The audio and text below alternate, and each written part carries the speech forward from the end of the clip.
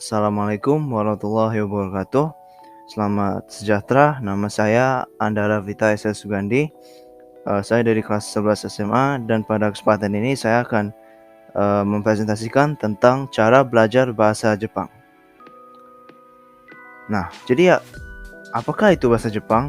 Jadi bahasa Jepang ini adalah bahasa yang dibicarakan oleh sekitar 128 juta orang, terutamanya oleh orang Jepang dan di Jepang. Bahasa Jepang ini termasuk ke dalam rumpun bahasa Japonik atau Jepang Ryukyuan. Jadi ini bahasa yang sangat unik di dunia. Langkah pertama cara belajar bahasa Jepang itu adalah mempelajari hiragana dan katakana.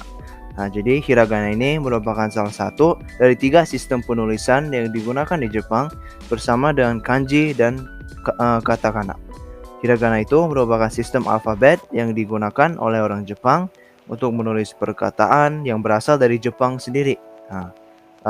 Sementara katakana digunakan untuk menuliskan istilah asing yang banyak berlimpah di bahasa Jepang. Oleh karena itu, mempelajari hiragana dan katakana adalah sangat penting untuk mempelajari bahasa Jepang.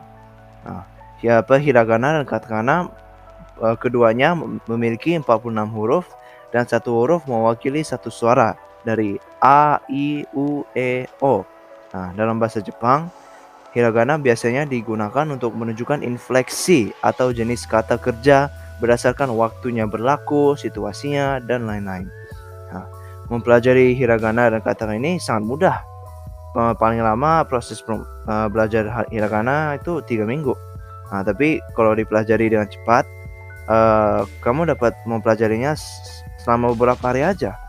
Aplikasi yang direkomendasikan adalah Anki Droid, yaitu menggunakan flashcards, dan juga Busuu, yaitu aplikasi ini juga memiliki course yang lengkap untuk mempelajari bahasa Jepang.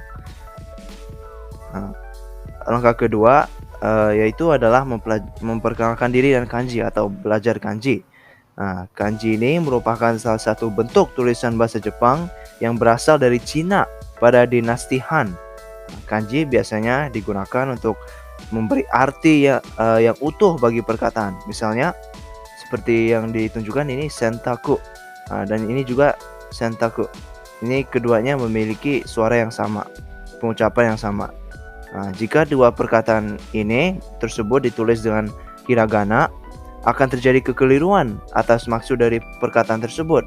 Dalam situasi seperti ini, kanji harus dituliskan agar jelas maksudnya.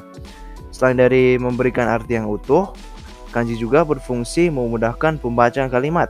Contohnya seperti ini, ie ni modoru, yaitu artinya aku pulang ke rumah. Tanpa kanji akan dituliskan seperti ini. Kanji ie artinya rumah dan kae atau kaeru artinya kembali.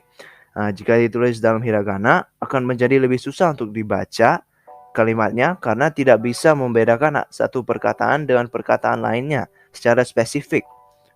Jika ditulis dengan kanji, asalkan kamu tahu arti kanjinya, kamu akan langsung tahu arti dari kalimat tersebut karena kanji memiliki arti yang spesifik sehingga mudah untuk diingat.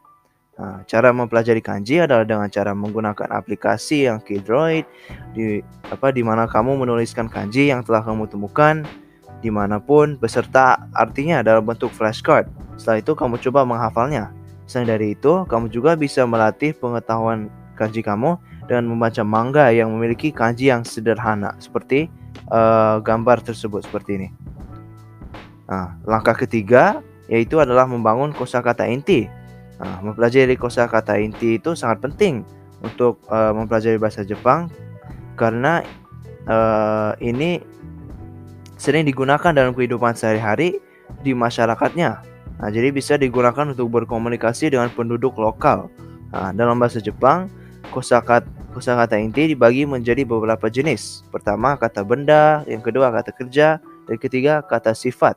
Yang pertama kata benda yaitu ada kuruma yaitu mobil, terus tabemono yaitu makanan, terus hong itu buku, dan akhirnya jitensha yaitu sepeda. Terus untuk kata kerja ada taberu yaitu makan, noru yaitu naik kendaraan seperti mobil atau motor, dan juga iku, yaitu pergi. Nah, dan akhirnya ada kata sifat, yaitu pertama i atau bagus, terus kedua yasashi, yaitu baik, seterusnya adalah oki, yaitu besar, dan terakhir adalah oishi atau enak. Nah, terus langkah keempat adalah melatihkan pengucapan perkataan. Nah, bahasa Jepang total memiliki 133 suara. Ini memang kelihatan banyak, tapi bahasa Inggris memiliki lebih banyak lagi. Nah, selain itu, bahasa Jepang menggunakan banyak suara vokal atau vowel.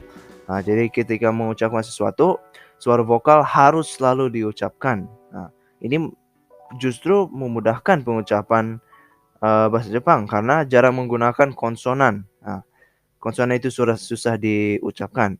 Oleh karena itu, bahasa Jepang sangat mudah untuk diucapkan, seperti saya telah menjelaskan tadi. Nah, langkah keempat ini cukup mudah. Cara yang paling efektif untuk melatih pengucapan adalah dengan mendengarkan orang Jepang asli membicara bahasa Jepang dan juga mengulangi apa yang mereka telah katakan. Lebih baik dengar satu persatu perkataan dulu, baru dengar kalimat penuhnya. Jika pengucapan sudah dikuasai, kamu dapat membicara bahasa Jepang dengan sangat bagus dan lancar, sehingga orang Jepang asli pun akan berkomentar, "Wah, bahasa kamu seperti orang Jepang asli ya." Nah, terus langkah kelima yaitu adalah membaca buku dalam bahasa Jepang.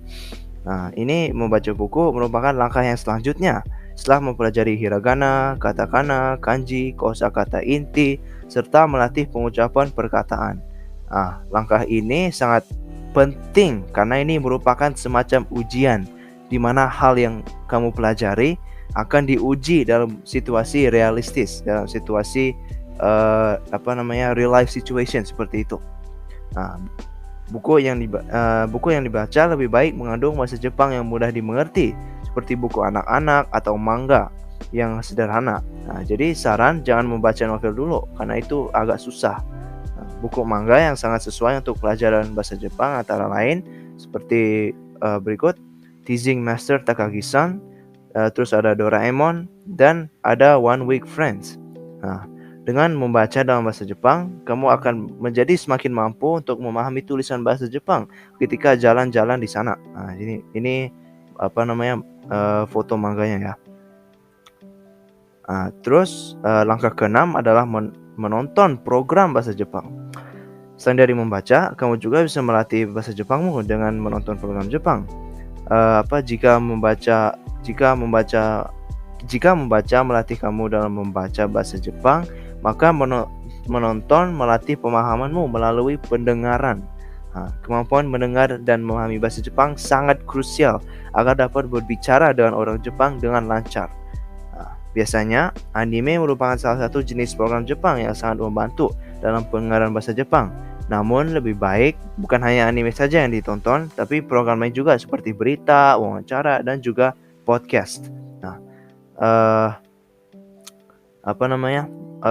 Podcast, berita, dan wawancara itu banyak ditemukan di YouTube. Podcast juga bisa ditemukan di Spotify. Salah satu rekomendasi podcast dari saya untuk bahasa Jepang adalah You Use Japanese Podcast ya di Spotify, bisa ditemukan di Spotify, di mana topik yang dibahas cukup mudah, akan tetapi berbicaranya agak terlalu cepat untuk pemula untuk mengerti. Jadi ini hanya direkomendasikan bila sudah mencapai level intermediate dalam bahasa Jepang. Rekomendasi anime ada Teasing Master Takagi-san. Anime dan manganya sangat mudah untuk dimengerti. Ini berikut karena menggunakan perkataan setiap hari, perkataan kehidupan sehari-hari, dan kalimat yang diucapkan jarang panjang. Ada juga anime Your Lie in April yang ceritanya tentang musik dan kehidupan sehari-hari juga. Ini rekomendasinya. Dan langkah ketujuh, yaitu langkah terakhir belajar bahasa Jepang, adalah melatih membicara. Tentu saja ini bagian dari mempelajari bahasa Jepang. Melatih untuk berbicara bahasa Jepang sangat penting agar menjadi lebih lancar pembicaraannya. tidak ada misalnya tidak ada gagap, tidak perlu berpikir dalam bahasa Indonesia dulu untuk mengatakan sesuatu dalam bahasa Jepang, serta juga mengesankan orang Jepang. Kamu bisa bahasa Jepang ya, seperti itu. Nah, biasanya berbicara latihan berbicara dilakukan dengan orang Jepangnya sendiri.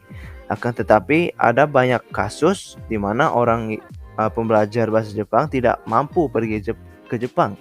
Dalam situasi ini, carilah teman di sekolah atau tempat kerjamu yang mampu bahasa Jepang dan berlatih membicarakan dengan mereka. Jika tidak ada orang selain diri sendiri yang bisa bahasa Jepang, cara yang paling efektif adalah untuk membuat percakapan dengan sendiri. Jadi kamu berbicara sebagai orang satu dan kamu menjawab sebagai orang dua. Jadi kamu aja yang ngomong. Dengan melatih membicara bahasa Jepang, kamu akan membuat banyak teman orang Jepang karena kamu bisa berkomunikasi dengan mereka secara baik, secara lancar. Selain dari itu, siapa tahu kamu dapat kerja sebagai translator dari bahasa Jepang ke bahasa Inggris dan sebaliknya. Ini merupakan sumber utama saya dalam membuat presentasi ini, dan terima kasih dan sampai jumpa lagi. Terima kasih. Assalamualaikum warahmatullahi wabarakatuh.